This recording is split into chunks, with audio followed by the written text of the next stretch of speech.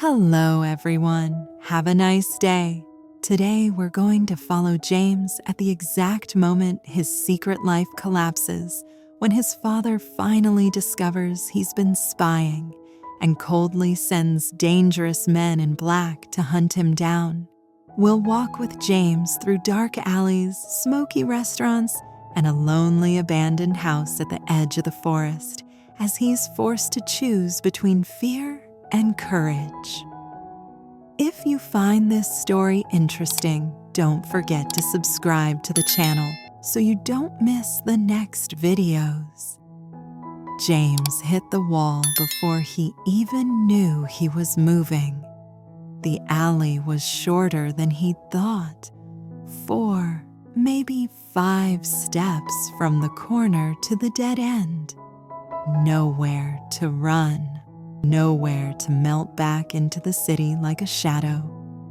Behind him, a can he'd accidentally kicked was still rattling in lazy circles on the concrete, the metallic clinking far too loud in the fading light. "Who's there?" His father's voice split the silence, sharp, impatient. James pressed his back against the cold wall, phone hidden in his palm, lungs burning as he forced himself to stay still. The sky above the alley was turning the color of bruises purple, heavy, slow. Footsteps came closer, and then they stopped. James turned his head. His father stood at the mouth of the alley, framed by the last strip of sunset. For a heartbeat, they just stared at each other. No boardroom, no family dinners, no polite small talk. Just predator and prey who suddenly realized they shared the same blood. Shock flickered in the older man's eyes first, then anger, then something colder, like ice forming over dark water. "So," his father said at last, voice low with disgust, "you're the one." James didn't answer, didn't apologize. His fingers tightened around the phone, the tiny red recording dot still glowing faintly on the cracked screen. "You've been following me," his father continued, almost amused now. "Recording me, my own son." James swallowed hard. "Someone has to stop you." The words came out hoarse, but steady. He surprised even himself. For a moment, his father's jaw clenched, then a humorless smile tugged at the corner of his mouth. "Good," he murmured. "Now I know exactly who I'm dealing with." He turned his back and walked away, like the verdict had already been delivered and the execution was just a matter of time. James stayed there until the light drained out of the sky, heart pounding, knowing one thing with terrifying clarity. He wasn't hidden anymore. James was finally exposed. He should have seen it coming. Days earlier, he'd been nothing but a silhouette across the street. Just another young man in a dark cap, leaning against a lamppost as the afternoon sun hammered the small town. From behind a delivery truck, he had raised his phone and zoomed in on the glass doors of his father's company. Employees drifted in and out, but James only watched one person. His father appeared in a flawless suit, tie straight, expression calm, the picture of a respectable businessman. To everyone else, he looked untouchable. To James, he looked like a man with blood on his hands. 9 days, James muttered under his breath, thumb hovering over the record button. 10 a.m. meetings, 1 p.m. lunches, strange cars after 4. He captured everything. License plates, unfamiliar faces, quick handshakes beside dark cars. Each blurry photo became another piece of a puzzle he was too tired to pretend not to see. Every new file in his gallery was a step further away from being a son and closer to becoming an enemy. Across the street, his father hesitated before getting into his car. His gaze drifted over the road, the shops, the parked vehicles. For one terrifying second, James was sure those eyes locked onto his shadowed corner. He pressed himself tighter behind the truck, heart in his throat. Then the older man looked away, slid into the back seat, and the sedan pulled into traffic. James let out a slow breath. "Still safe," he whispered, though the words felt hollow. Inside the car, his father stared out the tinted window, jaw rigid. "Is something wrong, sir?" the driver asked carefully. "Have you noticed anyone following us?" his father replied, eyes still on the passing streets. The driver thought for a moment. "Sometimes there's a motorbike that stays behind longer than usual, or someone at the corner across from the building. I thought it was just a coincidence."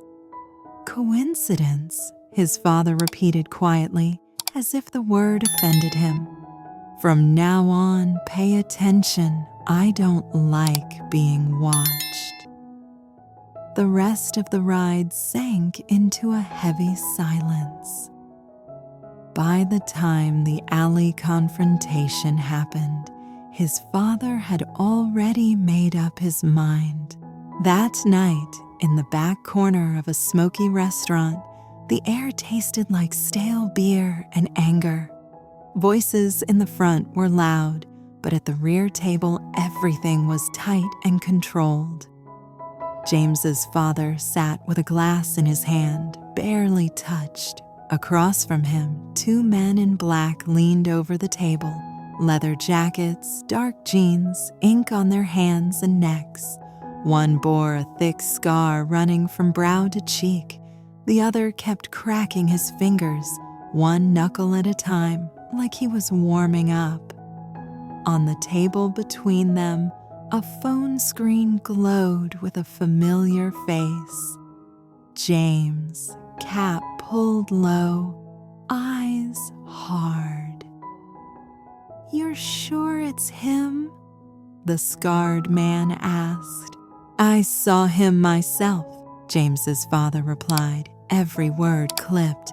"He's been following me, recording me. That ends tonight." The finger-cracking man tilted his head. "You want him scared or gone?" The question hung in the stale air. James's father looked down at his son's photo, and whatever softness might once have been there was long gone. "I want him found," he said softly. "Wherever he hides, you drag him out. If he resists, remind him who his father is." He pushed the phone closer to them. The scarred man studied the picture, then nodded once. "Consider it done." James's father lifted his glass at last and took a small sip, as if sealing a contract. "Good," he murmured. "Hunt him down." The next morning, the town felt wrong. People couldn't say why, but shutters opened faster and conversations died whenever two black motorbikes slid past. Engines rumbled low as the men in black cut through the streets. At the cafe where James had once hidden to watch his father, the scarred man leaned on the counter and pushed his phone forward. "Seen this guy?" On the screen, James stared up in grainy pixels, cap low, jaw tight. The owner hesitated. "He looks familiar." The man's fingers tapped the counter. "Try again." The owner's eyes flicked toward the corner table before he exhaled. He sat there, quiet, watched the street, paid cash. Haven't seen him in days. "That's better," the scarred man said. They walked out and whispers rose behind them. James heard about them before he saw them. Backpack over one shoulder, cap low, he slipped through a narrow alley. At a food stall, two women talked over a tray of herbs. "They showed me a photo," one said. "Young guy, tired eyes, said he was missing." "Missing?" the other snorted. "In those jackets? Please." James didn't need to see the picture. His stomach had already recognized it. So his father hadn't just been furious in that alley. He'd been preparing to hunt.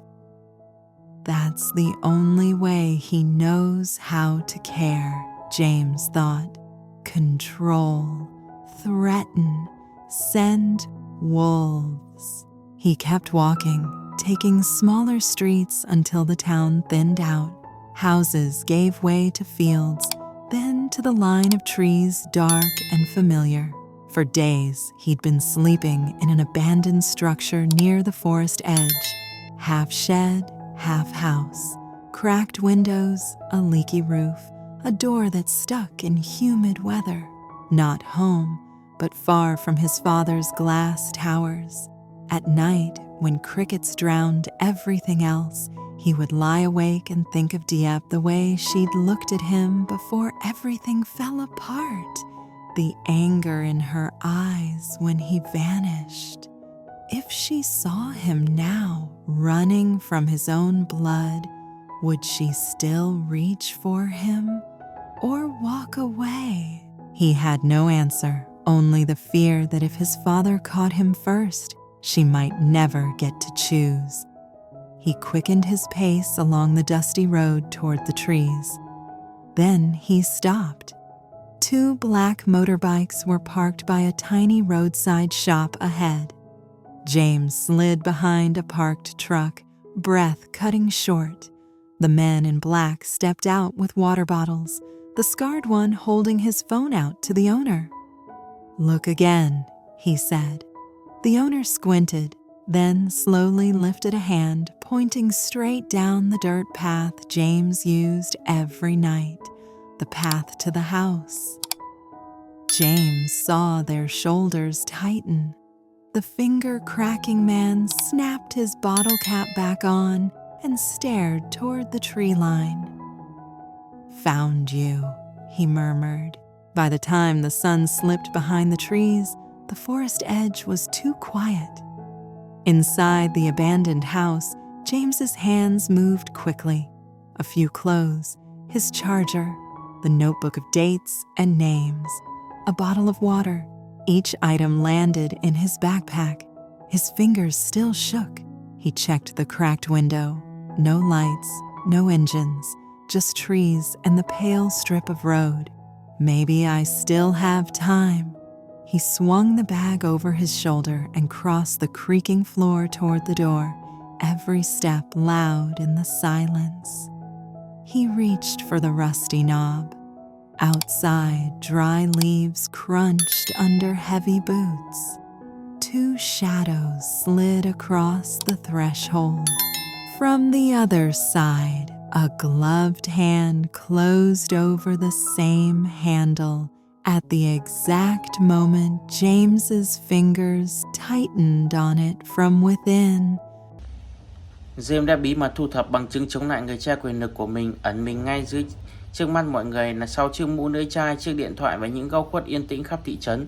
Một sai lầm trong con hẻm nhỏ đã làm lộ tẩy anh ta và người cha nhìn thẳng vào mắt anh, nhận ra chính con trai mình là kẻ đang theo dõi. Bị sỉ nhục và tức giận, người cha gặp hai người đàn ông mặc đồ đen tại một nhà hàng tối tăm và ra lệnh cho họ truy tìm James. Chẳng mấy chốc thị trấn trở nên khác lạ khi những tay đua xe máy trưng bày ảnh của anh James khắp mọi nơi. Tin đồn lan rộng, James nhận ra mình đang bị săn đuổi. Anh rút đuôi đến ngôi nhà hoang bỏ hoang gần khu rừng, cố gắng đi trước một bước, nhưng người đàn ông cuối cùng cũng lần ra dấu vết của anh. Kẻ săn mồi và con mồi ngay lập tức gặp nhau ngay trước cửa. Khi James ra tay định mở cửa, một bàn tay đeo găng đã bịt kín cánh cửa từ bên ngoài.